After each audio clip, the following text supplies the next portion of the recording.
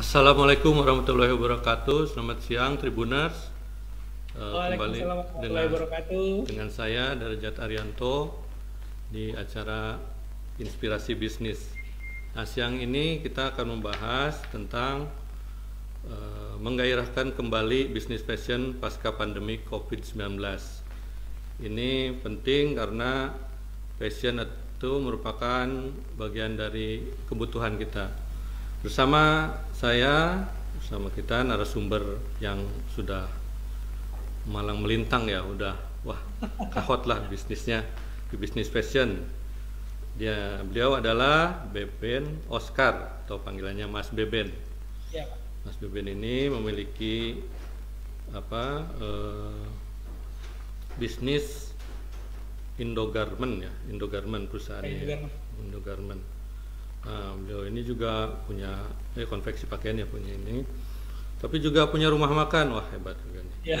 Belum lagi beliau ini dosen. Nah, kebayangkan bagaimana sibuknya, tapi usahanya insya Allah alhamdulillah berkah dan terus jalan. Itu Amin. dulu mungkin dari saya. Silakan Mas Beben, bisa diceritakan dulu pengalaman Mas Beben supaya Tribuners nih penasaran nih bagaimana gairah bisnis fashion ke depan setelah pandemik ini. Enggak, silakan Mas Beben Oscar. Oke, terima kasih Pak Tribuners ya udah mengundang saya pada webinar pada kali hari ini.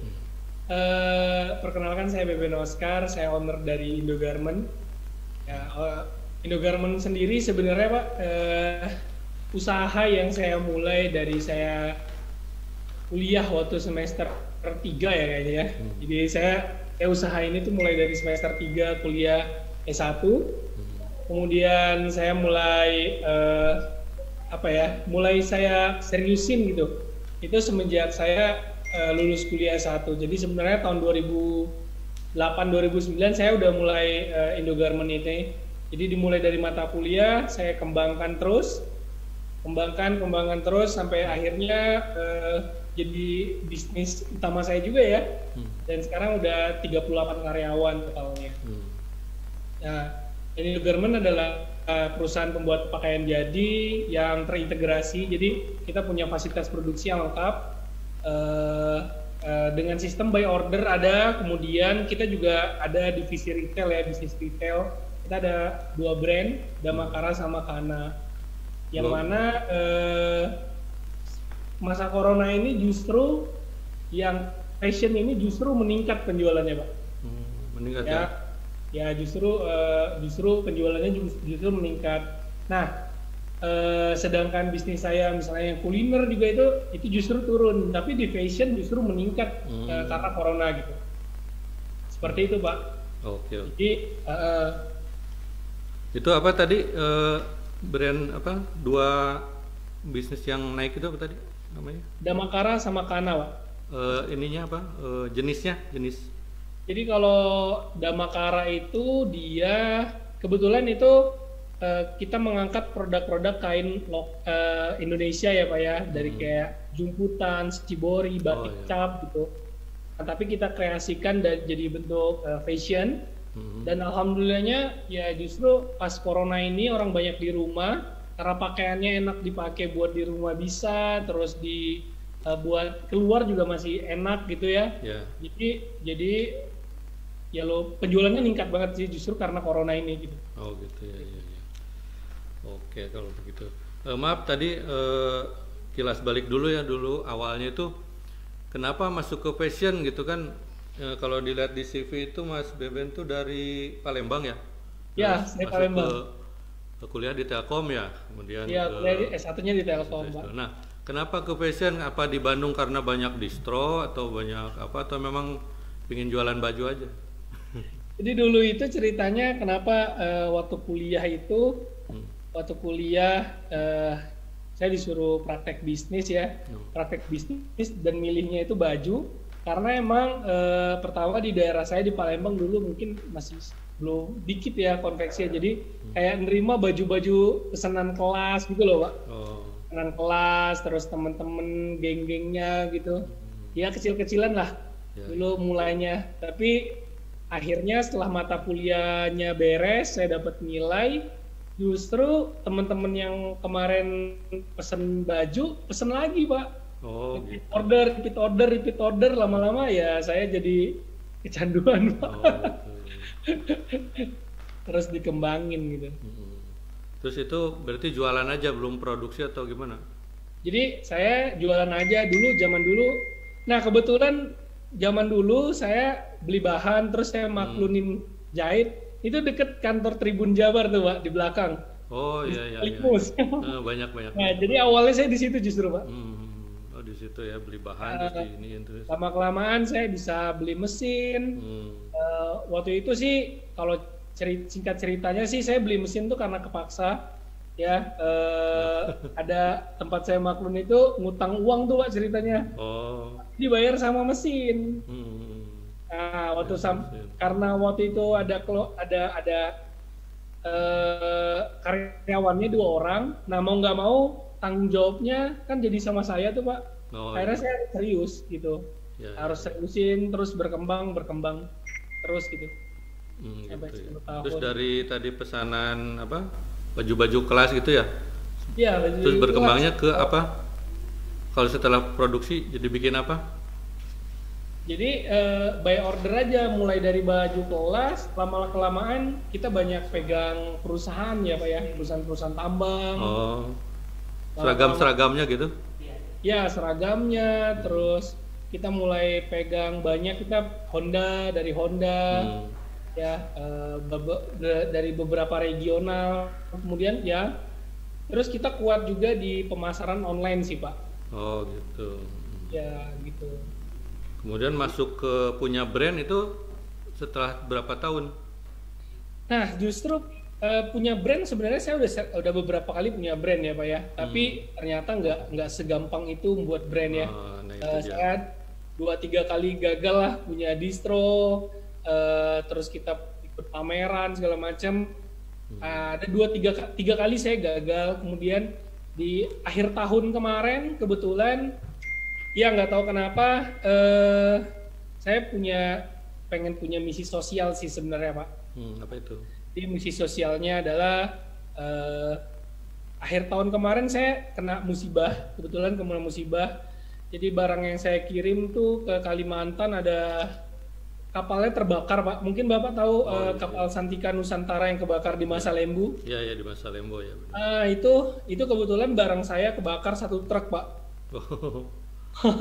Nah dari situ saya mikir saya harus punya proyek sosial, di mana saya nggak cuma berbagi tapi benar-benar bisa lebih dari sekedar berbagi gitu. Akhirnya saya membuat satu brand Damakara, yang mana saya buat brand itu kayak bagi hasil atau membagikan sebagian hasilnya untuk kegiatan sosial Pak. Oh, sebagian labanya gitu ya. Ya, labanya untuk kegiatan sosial. Salah satunya ialah kita membantu terapi menggambar untuk anak-anak disabilitas. Iya, iya, iya. Kalau yang kedua apa tadi? Kana, Hah? anak brandnya Kana namanya. Oh, Nah, kalau Kana ini karena A ya. brand yang saya buat pas pandemi justru Pak. Oh, pas Awal pandemi. Maret itu. Jadi pas awal Maret kita udah orderan udah mulai sedikit.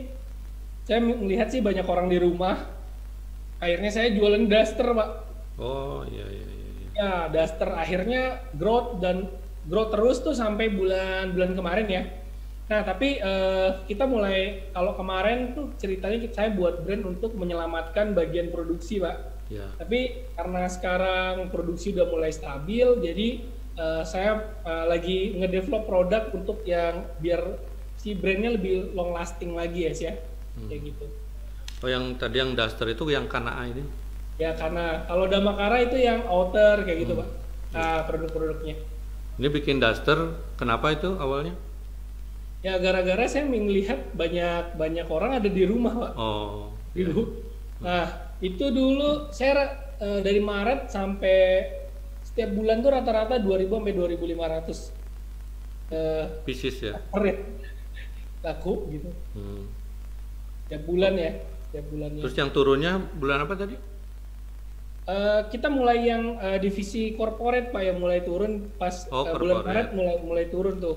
Oh, yang rame yang Duster Duster ini. Ya, Duster sama Damakara itu rame banget. Iya, iya, iya. Sampai sampai sekarang yang karena itu kita belum bisa ngejar produksinya Pak. Oh, gitu. Jadi lebih banyak permintaan daripada kapasitas produksinya. Kapasitas sampai berapa gitu?